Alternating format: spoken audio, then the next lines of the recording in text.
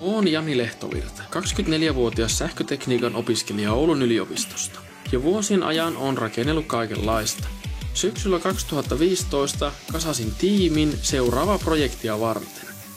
Luvassa on kauko-ohjattava 3 metriä korkea robottipuku 100 moottorilla, jonka ominaisuuksia ovat muuntautumisen lisäksi muun muassa häikäisevä valosuhde.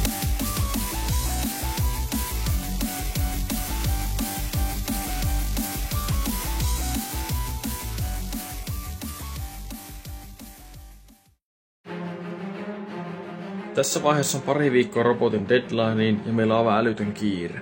Ollaan aikataulusta tosi pahasti jäljessä ja porukalla on ihan pirusti koulukiireitä. Kaikesta huolimatta porukka on ollut aktiivisesti paikalla. Me järjestettiin pari tämmöistä isompaa miittiä, johon saatiin tilata sponsorin rahoittamat pizzat. Sekös porukkaa vasta motivoi. Siinä vaiheessa kun meillä oli enää 2 päivää deadlineen, niin meidän koodarin Dan Ackersin tietokone oli USB-kaapelilla puvussa kiinni ja tapahtui odottamaton oikosulku ja Danin kone kärähti. Siinä vaiheessa tajuttiin, että ei saakeli.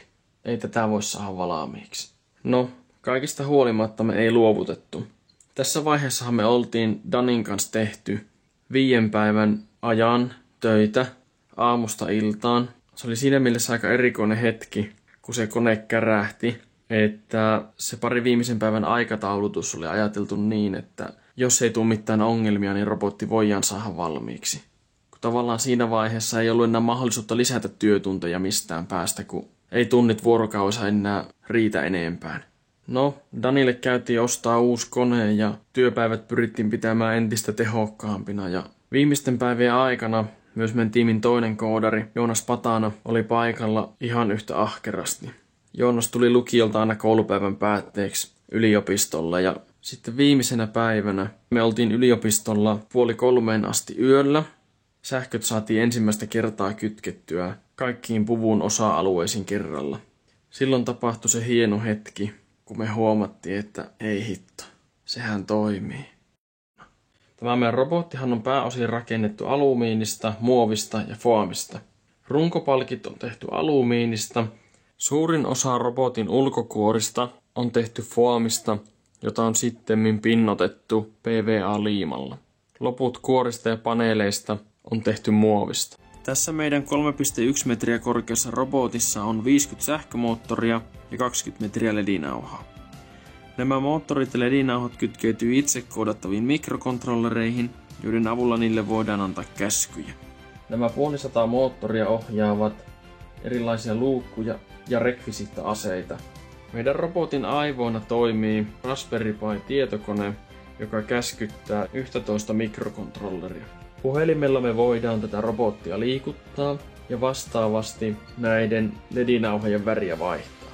Tällä hetkellä robotille on koodattu 3 erilaista tilaa, niin sanottu standby mode, jossa kaikki luukut on kiinni, aseet piilossa ja väri sininen. 2 muuta tilaa ovat niin sanottu battle mode, jossa kaikki luukut avataan, aseet otetaan esille, väri vaihdetaan joko punaiseksi tai vihreäksi. Myös robotin pään kääntymistä pystytään ohjaamaan puhelimesta.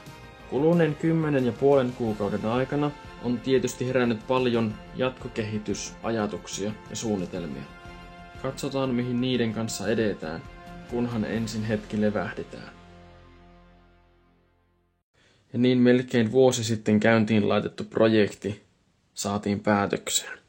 Matkalle mahtuu tosi paljon kaikenlaista. On ylämäkiä, on alamäkiä, on onnistumisen elämyksiä, on pettymyksiä, mutta kaiken sen jälkeen me onnistuttiin. Ja me onnistuttiin tiiminä. Haluan itse henkilökohtaisesti kiittää kaikkia mukana olleita ja totta kai kaikkia, jotka ovat tavalla tai toisella meitä auttaneet. Emme olisi onnistuneet ilman teitä. Kiitos.